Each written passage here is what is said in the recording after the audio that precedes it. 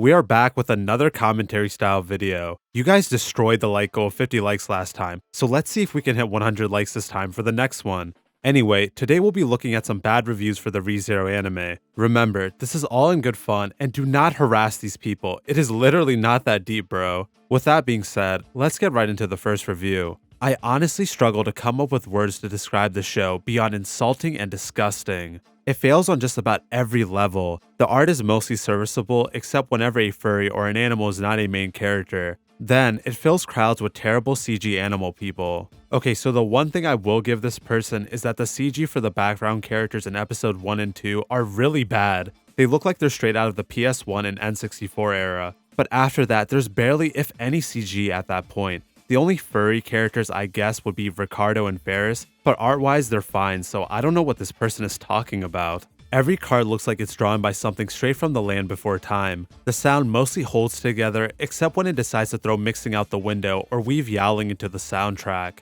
What? Are you talking about the dragons? I mean, come on bro, there's a clear difference between how the two look. As for the sound, mixing wise it's solid, there's no problems with the leveling, and the yowling in the soundtrack is for one song, but it's not even bad.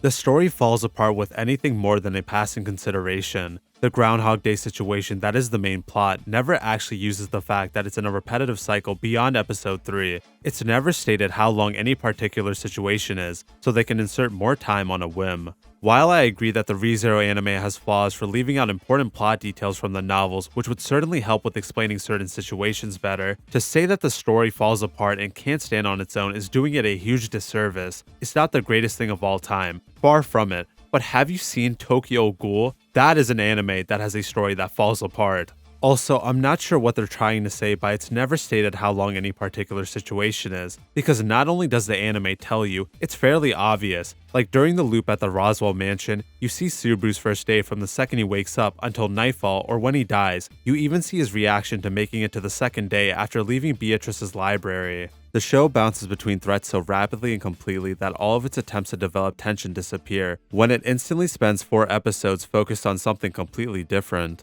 I don't agree with this, because in the first 3 episodes, the main threat is Elsa. We are shown how terrifying she is through her brutal murders and the fact that no one even stands a chance against her, except for when Reinhardt comes to save the day. If that isn't tension, I don't know what is. For the mansion loop, tension is clearly built up as it's more of a mystery of trying to figure out who is the threat. We can see that Subaru really can't trust anyone aside from maybe Amelia. At first it seems like Rem is the main threat, but we learn later on that the true threat was the mobbies. For the rest of the anime, I would say they do a good job of focusing on one major threat until it's solved and don't try to juggle too much at once. Characters barely exist beyond cardboard cutouts with 2 character traits stuck to them. Even then, it manages to squeeze in a fairly shocking amount of eye-rolling, cringe self-insert garbage. At one point, the main character gives one of the female leads that amounts to, "Don't feel bad, you can cook and have big boobs," and is treated as a major character point. Man, I don't understand the self-insert point. Subaru is not shown as a wannabe badass or can save the day last minute like Kirito. I don't think anyone with a sane mind would want to put themselves in Subaru's situation. You can relate to a character's struggles or feelings without projecting yourself onto them. I assume this female lead is Rem. I will tell you, I am far and away from being a Rem simp, but even I know that this is a terrible way to describe Rem.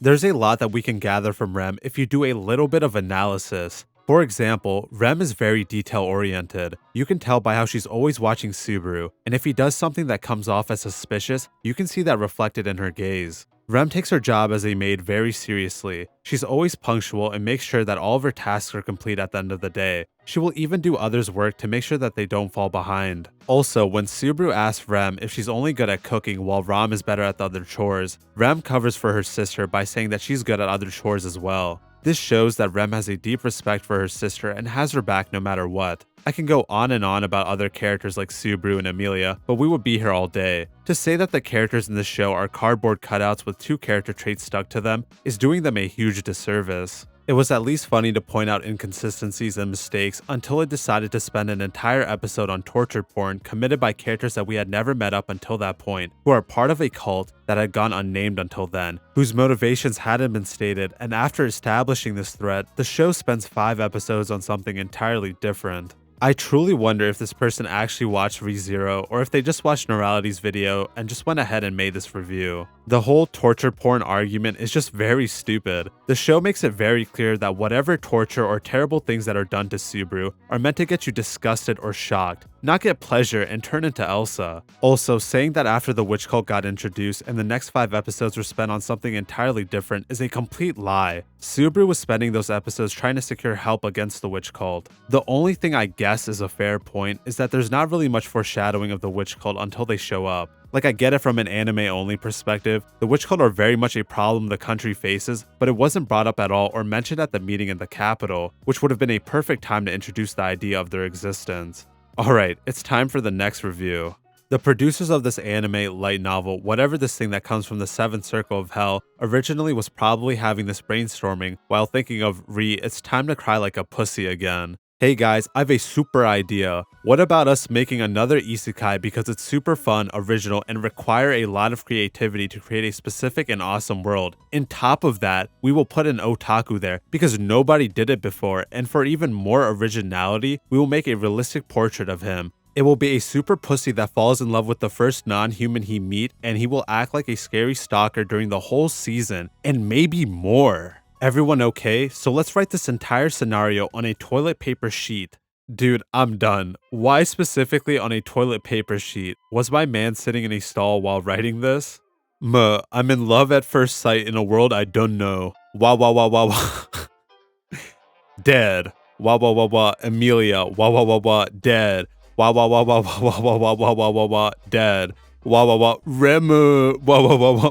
Dead. Looping in order to make 25 plus episodes. How can an anime be this cringe and high scored at the same time with so many reviews doing so much mental masturbation on this? Maybe the answer is in one word. Remmuhhhhhh. What a thought-provoking and great summary of ReZero Season 1. I want to believe this was a troll review, but knowing Mao, this unironically might be someone's actual thoughts and feelings on the show. There's not much to pick apart here because this is just some random dude ranting about ReZero on the toilet. I feel bad for whoever was in the next stall and heard this man go, Remmuhhhhh. But anyway, if you would like to see more commentary videos like this, let me know by leaving a like or subscribing. It helps out a lot and is truly appreciated. Thank you for watching, and I hope you all have a great day.